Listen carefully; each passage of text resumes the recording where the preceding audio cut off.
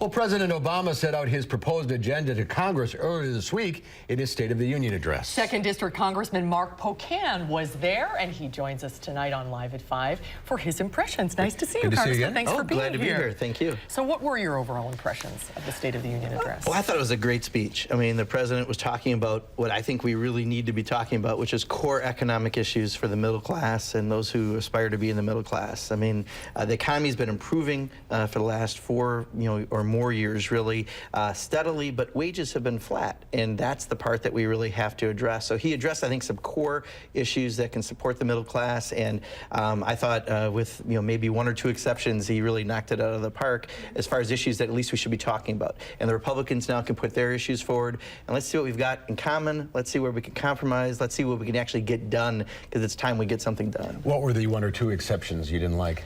I think the trade stuff, is a big issue for me. I have seen it, unfortunately, because I'm a small business owner. One of the things I've done is source American-made products, specialty items through our shop, and I've watched over the years with these bad trade deals, jobs go overseas. Parker Pen, for example, in Janesville at one time had 1,000 jobs. I think it was 2010 or 11. The last 150 went to Mexico.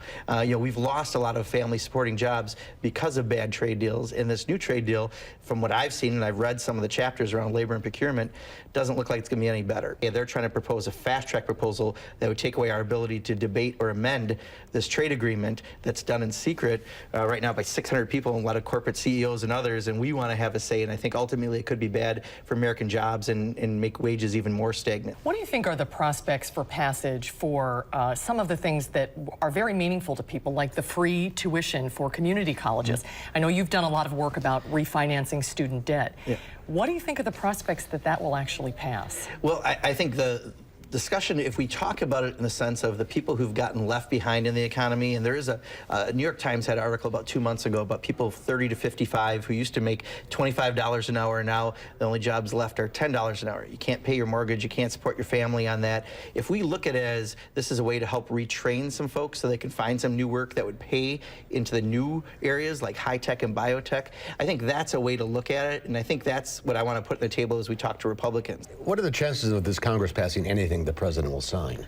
Well, and that's going to be the real test, right? If they're serious about wanting to get something done, they're going to have to talk to Democrats and the president as they're crafting stuff, not just put out a bunch of things to get ready for the next election. We just got done with one. I don't want to spend 2 years prepping for the next election. And so far, the first couple weeks have been a little, slow of a start for the Republicans, but they did just have their retreat last weekend. Let's see if now, especially with the budget coming up, and I serve on the budget committee, this is their chance to lay out their values and principles in a budget.